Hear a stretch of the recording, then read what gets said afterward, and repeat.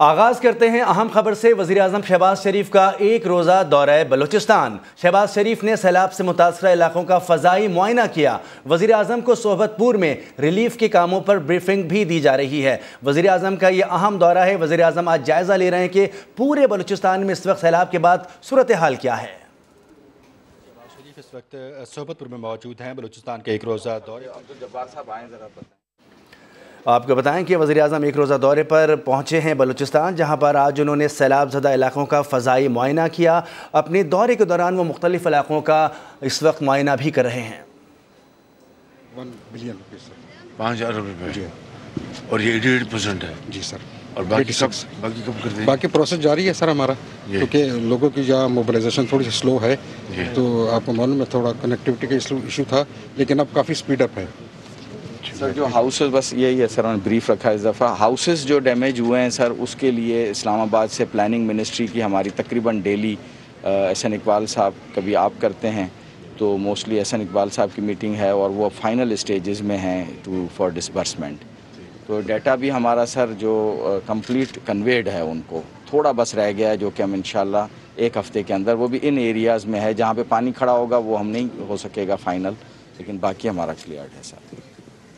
और जो बीज जो है उसका बीज का सीएम साहब ने में सारा प्लान बनाया था। जी सर, वो बनाया है हमने। 16 बिलियन की जो है वो टोटल प्लान बनाया, वो हमने फेडरल गवर्नमेंट को भी भेजा था।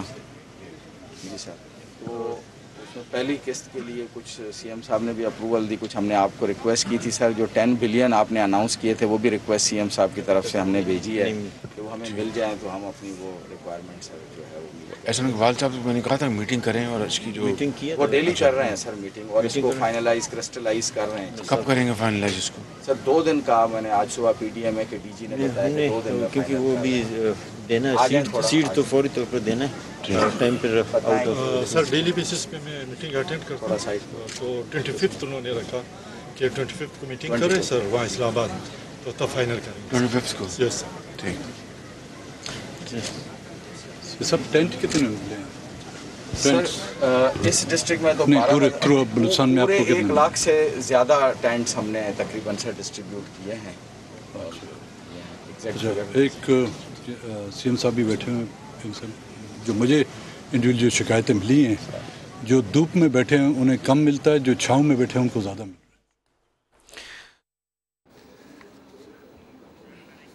वज़ीर-ए-आज़म सोहबतपुर में मौजूद है, जहां पर उनको सैलाब ज़दगान के लिए इमदादी कामों पर ब्रीफिंग दी जा रही है। वहां पर बताया जा रहा है कि किस तरह से सैलाब ज़दा लोगों को हुकूमत की जानिब से रिलीफ कैंप्स में रिलीफ दिया जा रहा है। जो लोग अपने घरों में मौजूद हैं, अपनी ज़मीनों पर मौजूद हैं, वहाँ पर उनको किस तरह से रिलीफ पहुँचाया जा रहा है। वज़ीर-ए-आज़म पहुँचे एक रोज़ा दौरे पर बलूचिस्तान। सैलाब ज़दा इलाकों का पहले वज़ीर-ए-आज़म ने फ़ज़ाई मुआयना किया, और फ़ज़ाई दौरे के बाद इस वक्त वो सोहबतपुर में मौजूद हैं।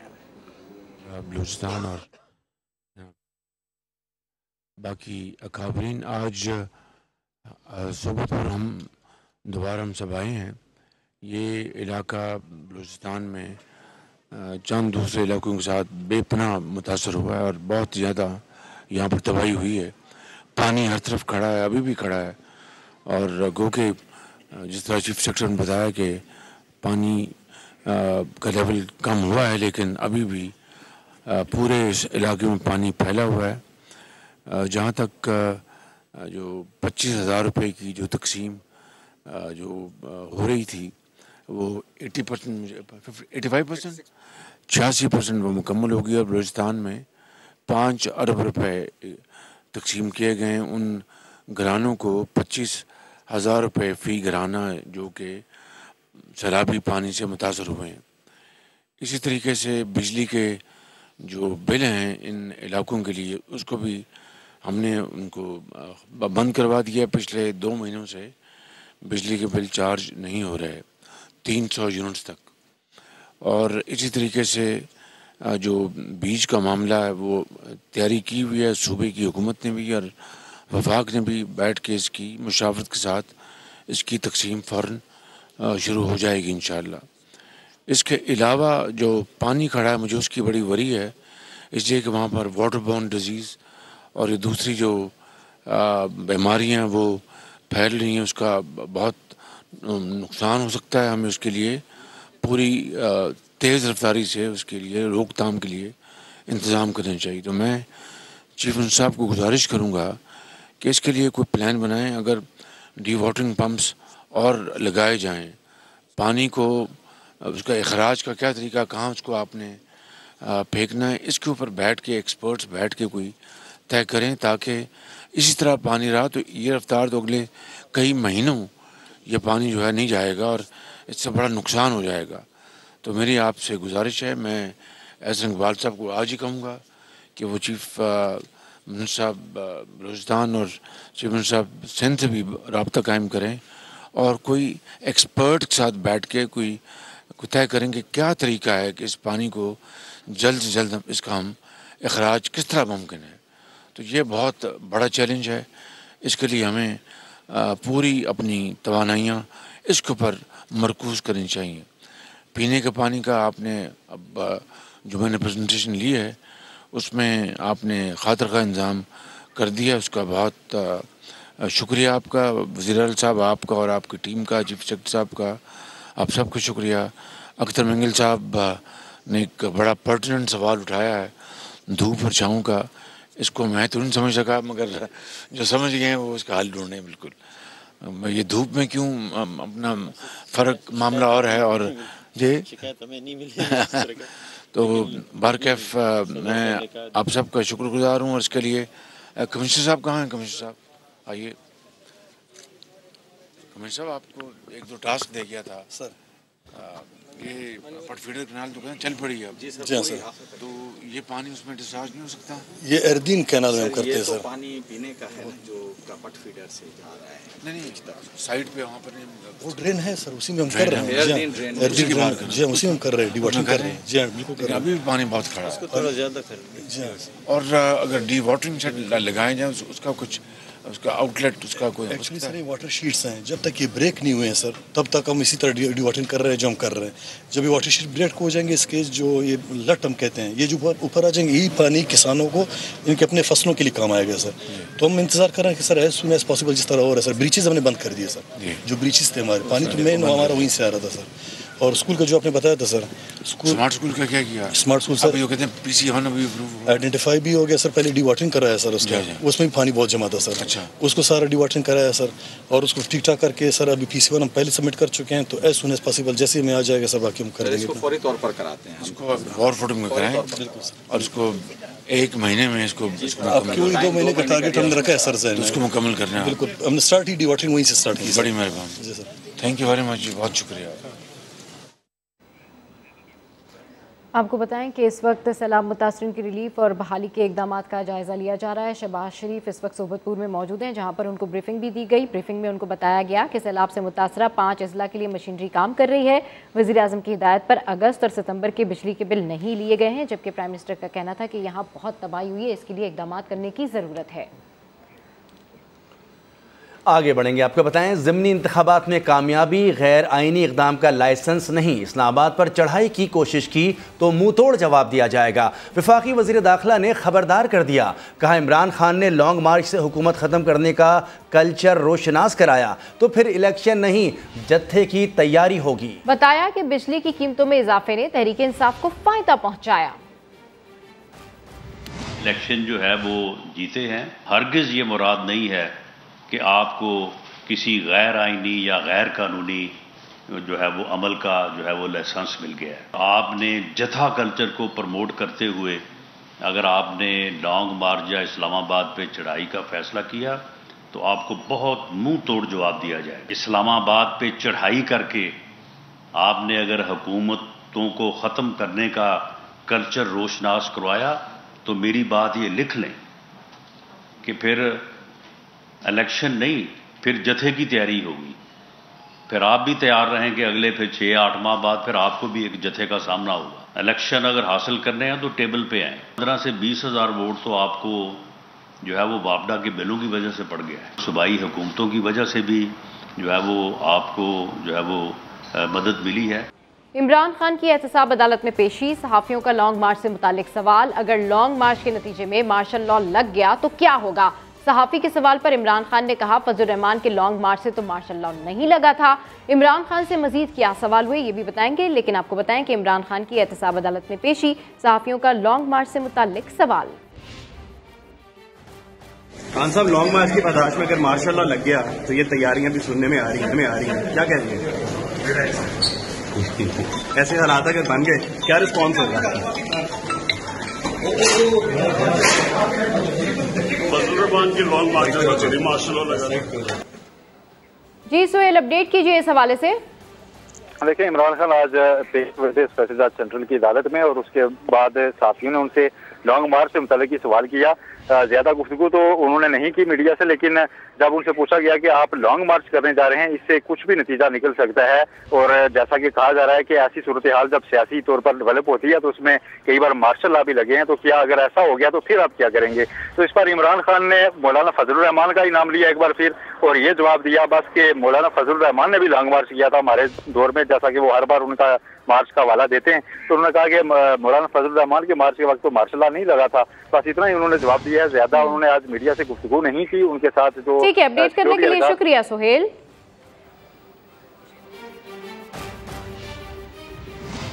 बात करते हैं कौमी असम्बली की 8 और सूबाई असम्बली की 3 नशिस्तों पर ज़िमनी इलेक्शन की। मुनज़्ज़म सोशल मीडिया मुहिम, मुखालफिन की किरदार कशी और साजिश की कहानी। इमरान खान ने एड़ी चोटी का जोर लगाया मगर अपनी ही छोड़ी हुई 2 नशिस्तों पर हार गए। मुल्तान में सफाया, कराची की अहम तरीन नशिस्त भी हाथ से गई। इमरान खान ननकाना साहब में भी शिकस्त से बाल बाल बच गए। PP 139 शेखुपुरा में नून लीग ने मैदान मार लिया।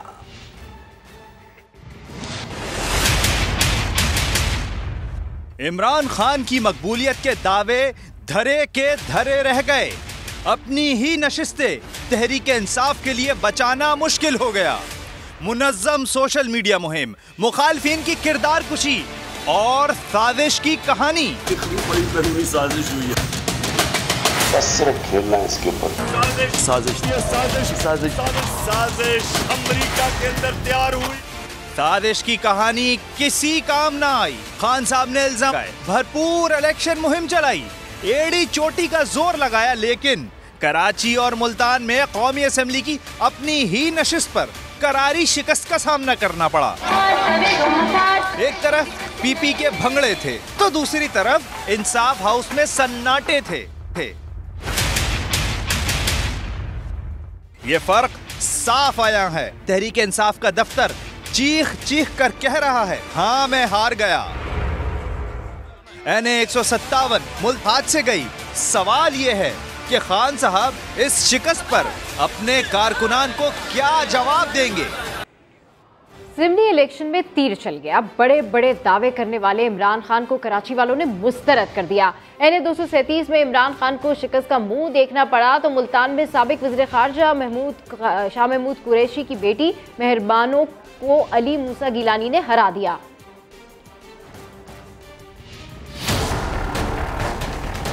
तीर चला निशाने पर लगा। ज़िमनी इंतखाबात में 2 अहम नशिस्तें पीपल्स पार्टी के नाम, तहरीक इंसाफ बुरी तरह नाकाम। कराची और मुल्तान में कौमी असम्बली की 2 सीटें जियालों ने जीत ली। NA 157 मुल्तान में पीपल्स पार्टी के अली मूसा गिलानी ने तहरीक इंसाफ के रहनुमा शाह महमूद कुरैशी की बेटी मेहरबानो कुरैशी को बड़े मार्जिन से हरा दिया। गैर सरकारी गैर हतमी नताइज के मुताबिक मेहरबानो कुरैशी को 25,000 से जायद वोटों से मात दी। जियालों ने साबिक वजीर आजम यूसुफ रजा गिलानी के घर के बाहर खूब जश्न मनाया। अली मूसा गिलानी कहते हैं, झूठ पर मुबनी प्रोपेगेंडे को शिकस्त हुई। इमरान खान की कौम को इंतशार की जानिब ले जाने की कोशिश नाकाम होगी। मैंने उस प्रोपेगेंडे को शिकस्त दी है जो एक झूठ पे मबनी प्रोपेगेंडा है, जो एक नफरत पे मबनी प्रोपेगेंडा है, जो एक गालम गलोच पे मबनी प्रोपेगेंडा है। जीत का निशान, तीर का निशान। Chairman people's party Bilawal Bhutto Zardari का ज़िमनी इलेक्शन में कामयाबी पर खुशी का इजहार। ट्वीट किया, कराची और मुल्तान ने PTI को अलविदा कह दिया। कहा, मूसा गिलानी और हकीम बलोच को मुबारकबाद पेश करते हैं जिन्होंने इमरान खान को उन नशिस्तों पर शिकस्त दी जो 2018 के आम इंतखाबात में चोरी की गई थी। दावे बड़े बड़े। मेरा चैलेंज है 9-0 रिजल्ट आएगा धांधली के बावजूद। कभी इलेक्शन कमीशन पर इल्जामात। इलेक्शन कमीशन को साथ बुला के जो इलेक्शन कमिश्नर है वो हमें पता है कि हर वीकेंड पे जाता किधर है। इलेक्शन करीब आए तो खान साहब तरले मिन्नतों पर उतर आए। मुझे हारने नहीं दे रहा यहाँ से। और फिर जहाँ से खान साहब ने जीत का दावा किया वहीं से मुंह की खाई। कराची की अक्सरियत आपके साथ खड़ी है, वो चेंज आ रही है, वो तंग आई हुई है, वो आपको वोट देगी। और बढ़ते तो खुदाई का भी दावा करते, खैर गुजरी के ये बुत रह गए बुत खाने में। इमरान खान को यौम तशक्कुर के बजाय अफसोस करना चाहिए, पीपी रहनुमा सईद गनी ने मशवरा दे डाला। कहा इमरान खान कराची से एक सीट जीत तो गए लेकिन उनके वोट कम हुए हैं। लियारी में इलेक्शन होता तो वहां भी पीपल्स पार्टी की जीत यकीनी थी। कराची शहर में इमरान खान ने जो 2 नशिस्तें मुंतखब की थी जिसपे वो इलेक्शन में हिस्सा ले रहे थे, एक जगह पे ज़ाहिर है उनको 10,000 से शिकस्त हो गई, दूसरी जगह वो जीत तो गया है लेकिन 20,000 से ज़ायद वोट इमरान खान को कम पड़ा है 2018 के मुकाबले में। ये इस बात की निशानदेही करता है कि अगर इन नशिस्तों पर इमरान खान खुद ना होता तो शायद मज़ीद ज़िल्लत और रुसवाई जो है वो PTI के नसीब में यहाँ से आती। इमरान खान ने मुझे नहीं पता, आज सुना है वो जश्न फतह मना रहे हैं, पता नहीं तशक्कुर का यौम तशक्कुर मना रहे हैं, ये पता नहीं किस किस्म के लोग हैं। लेकिन इज़हार तशक्कुर नहीं, इन्हें इज़हार अफसोस करना चाहिए, इन्हें अपनी शिकस्त पर कोई मातम करना चाहिए और इन्हें बैठ के इस बात पर गौर करना चाहिए कि इमरान खान के खड़े होने के बावजूद PTI के वोटों में कराची में इतनी कमी क्यों हुई। अगर लियारी की नशिस्त पर इलेक्शन हो जाता तो हम 100% पर उम्मीद थे कि हम अपनी लियारी की नशिस्त भी दोबारा जीत लेते। अब अगले इतवार को जो बल्दियाती इलेक्शन कराची शहर में होने हैं, पाकिस्तान पीपल्स पार्टी उसमें इसी तरह से भरपूर कामयाबी हासिल करेगी जिस तरह हमने 237 में हासिल की है। वज़ीर दिफा ख्वाजा आसिफ का कहना है ज़िमनी इलेक्शन के नताइज ने साबित कर दिया इमरान खान की मकबूलियत में कमी आई है। तहरीक इंसाफ को 8 में से 2 सीटों का नुकसान हुआ है। वो सियालकोट में समा के नुमाइंदे शहजाद अहमद से खुसूसी गुफ्तगू कर रहे थे। कल रिजल्ट आए हैं, उन्होंने 8 में से 6 सीटें जो है रिक्लेम की हैं, 2 हार की। तो इसका मतलब है कि जो पहले पोजीशन थी उसमें उनको लॉस हुआ है। तो मेरा नहीं ख्याल कि इसको किसी मनफी नज़र से हमें देखना चाहिए, बल्कि ये एक पॉजिटिव डेवलपमेंट है कि वो शख्स जो है जिसके पास पहले 8 सीटें थीं अब वो 2 सीटें हमारी सफ़ों में आ गई हैं। आप परसेंटेज निकालें और अगर वो इतने पॉपुलर थे या इतनी उनकी बड़ी सपोर्ट है, क्यों नहीं उनके लोग जो है वो गए कहीं पे 18%, कहीं पे 20%, कहीं पे 25%, 30% मैक्सिमम जो है वोट कास्ट हुआ है टोटल। आप हिसाब लगाएं कि उन्होंने दूसरे कैंडिडेट खड़े किए होते तो फिर क्या होता। मैं समझता हूँ कि उनकी जो एक साख थी उसमें शिकस्त और रेख्त हुई है और आने वाले दिनों में ये मज़ीद होगी। उनको यू टर्न लेते हुए कोई शर्म या तो आती नहीं है, ले लेंगे नहीं, लेकिन मेरा ख्याल है कि वो अभी भी इलेक्शन कमीशन की तारीफ़ नहीं करेंगे। तो सदर अमेरिका का जो बयान आया है, मुझे नहीं पता उनकी क्या वजह थी उस बयान की, लेकिन मैं समझता हूँ कि जो सफ़ीर का बयान आया है, कल जो बयान आया है वो जो हमने जो डिमांड किया है उसके जवाब में वो बयान मुनासिब है। ज़िमनी इंतखाबात का नतीजा फ़ौरन फंडेड फितने की इलेक्शन कमीशन और इदारों की जानिबदारी के बयानिए की मौत है। वज़ीर इत्तलात मरियम औरंगज़ेब की कड़ी तनकीद। बयान में कहा इमरान खान पार्लियामेंट में अपनी 2 सीटें कम होने पर जश्न मनाने का ढोंग कर रहे हैं। उनके पास पार्लियामेंट में 172 का मैजिक नंबर मौजूद नहीं।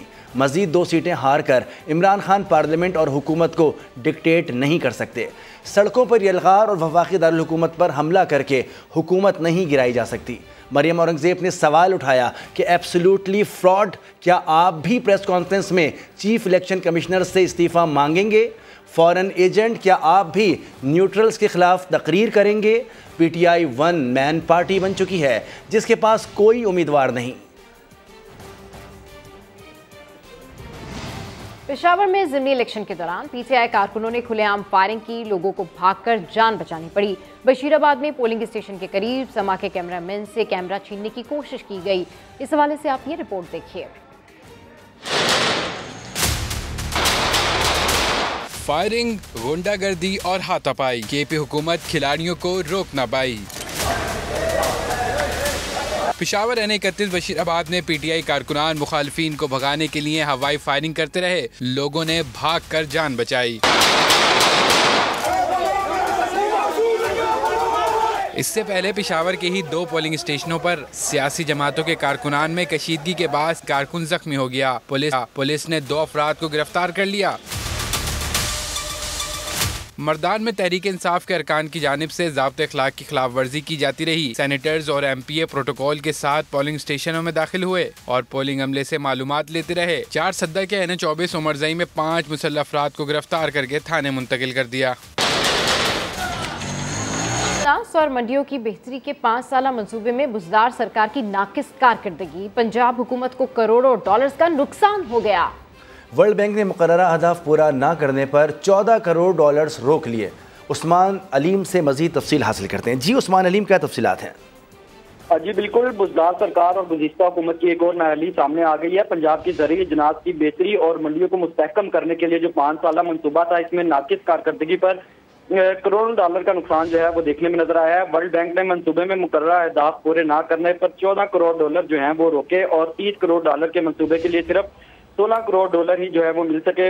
स्मार्ट मंसूबे के लिए कर्ज की मंजूर शुदा रकम जो है वो टारगेट पूरा ना करने पर 30 करोड़ से कम करके 22 करोड़ 97 लाख डॉलर जो है वो की गई। बुज़दार सरकार जो है वो गुज़िश्ता 5 सालों में इस मंसूबे पर जो है वो अमल दरामद नहीं करवा सका और सिर्फ 53% हदफ जो है वो इस मुकम्मल कर सका, जिस पर ये जो बैंक लोन है वो रोका गया और पंजाब हुकूमत को फिर से एक चांस दिया गया है कि 1 साल के अंदर अंदर इस मंसूबे को मुकम्मल किया जाए तो बकिया रकम की अदायगी भी की जाएगी। बहुत बहुत शुक्रिया उस्मान अलीम, तफसीलात से आगाह कर रहे थे। खबर देंगे, इमरान खान दौरे हुकूमत के मुशीर एहतसाब शहजाद अकबर के खिलाफ नैब ने रिंग रोड करप्शन केस में इंक्वायरी शुरू कर दी। शहजाद अकबर पर इदारों में मनपसंद अफसरान की पोस्टिंग का इल्जाम है। मजीद जानते हैं समा इन्वेस्टिगेशन यूनिट के सरबराह जाहिद गिशकोरी साहब से। जी अपडेट कीजिए। देखिए सबा, रिंग रोड करप्शन केस में नायब ने साबिक मुशीर एहतसाब शहजाद अकबर के खिलाफ इंक्वायरी शुरू कर दी है। हमारे ज़राए का ये बताना है कि रिंग रोड स्कैम में एक सवालनामा भेजा गया है शहजाद अकबर को, जिससे ये पूछा गया है कि आप ये या आपके ख़ानदान का कोई फर्द चक्री और गोजर खान में जो प्लॉट वगैरह ज़मीनें खरीदी गई थी आप लोगों की मलकियत में हैं। इनसे ये भी पूछा गया है कि रिंग रोड मंसूबे के इर्द गिर्द कितनी ज़मीनें आपकी और आपके ख़ानदान ने खरीदी हैं। और सवालनामा में ये भी पूछा गया है कि आपका बहरिया टाउन और एक और प्रॉपर्टी डीलर से क्या ताल्लुक़ है। ज़राए का ये बताना है कि रिंग रोड जो स्कैम था उसके मुतालिक काफ़ी मीटिंग हुई थी जिसमें शहजाद अकबर ने शिरकत की थी। नैब उस हवाले से रिकॉर्ड तलब कर रहा है उनसे और मुतलका इदारों से भी। उनसे ये पूछा गया है कि जो रावलपिंडी डेवलपमेंट अथॉरिटी थी या जो एंटी करप्शन पंजाब का था, उनमें कुछ अफसरान को आपने मनपसंद अफसरान को पोस्टिंग दिलवाई थी, क्या ये हकीकत है? ये वो सवालात हैं जो पिछली हुकूमत में रिंग रोड का स्कैम सामने आया था, काफ़ी मुबैना करप्शन की कहानियाँ थी। ठीक है, काफ़ी मुबैना करप्शन की कहानियाँ जो है वो सामने आई हैं। अपडेट करने के लिए शुक्रिया जाहिद साहब। एंटी मनी लॉन्ड्रिंग कानून को लाहौर हाईकोर्ट में चैलेंज कर दिया गया। दरखास्त में कहा गया है हाईकोर्ट के सिंगल बेंच ने एंटी मनी लॉन्ड्रिंग की शिक को कलअदम करार दिया था। FBR ने कारोबारी शख्सियात को एंटी मनी लॉन्ड्रिंग के हवाले से नोटिस जारी कर रखे हैं। इस हवाले से तफसीलात जानते हैं नुमाइंदा समा अरशद अली से। जी अरशद अली, आगाह कीजिएगा। जी बिल्कुल, जो है वो एंटी मनी लॉन्ड्रिंग कानून को लाहौर हाईकोर्ट में चैलेंज कर दिया गया है और जस्टिस आबद अजीज शेख की सरबराही पर मुश्तमिल 2 रुकनी बेंच ने इस दरख्वास्त पर जो है वो समाअत की है। दरख्वास्त में ये मौक़िफ़ इख्तियार किया गया है कि हाईकोर्ट के सिंगल बेंच ने जो एंटी मनी लॉन्ड्रिंग की मुख्तलिफ शिकें थी उसको कलअदम करार दिया है।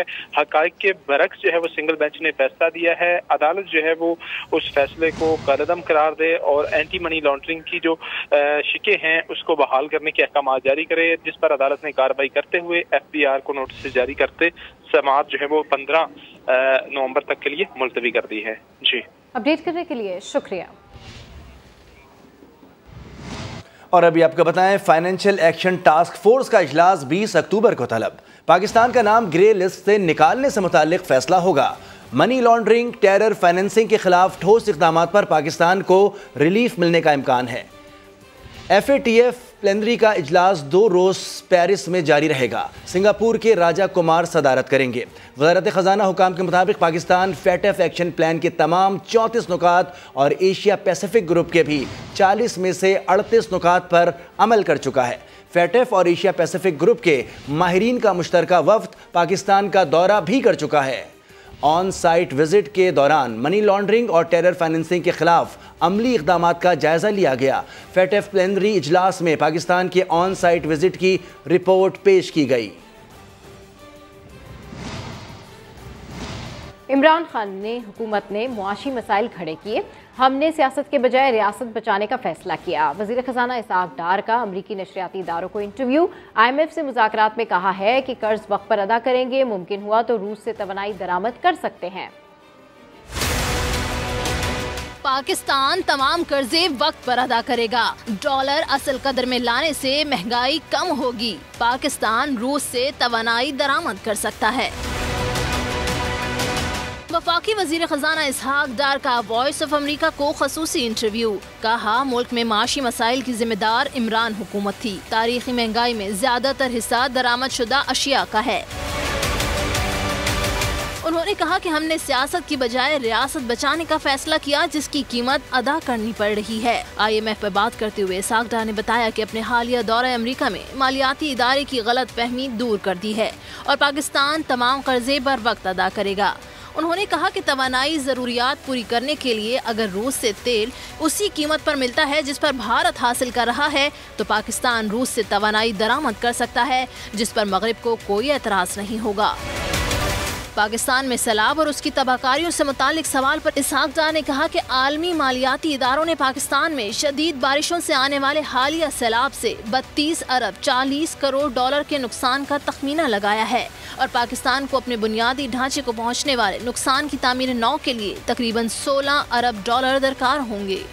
T20 वर्ल्ड कप के वार्म अप मैच में वर्ल्ड चैंपियन ऑस्ट्रेलिया को शिकस्त। भारत ने सनसनीखेज मुकाबले के बाद 6 रन से हरा दिया। ऑस्ट्रेलिया की आखिरी 6 विकेटें सिर्फ 9 रन पर गिरी। मोहम्मद शामी ने आखिरी 4 गेंदों पर 4 विकेटें उड़ाई।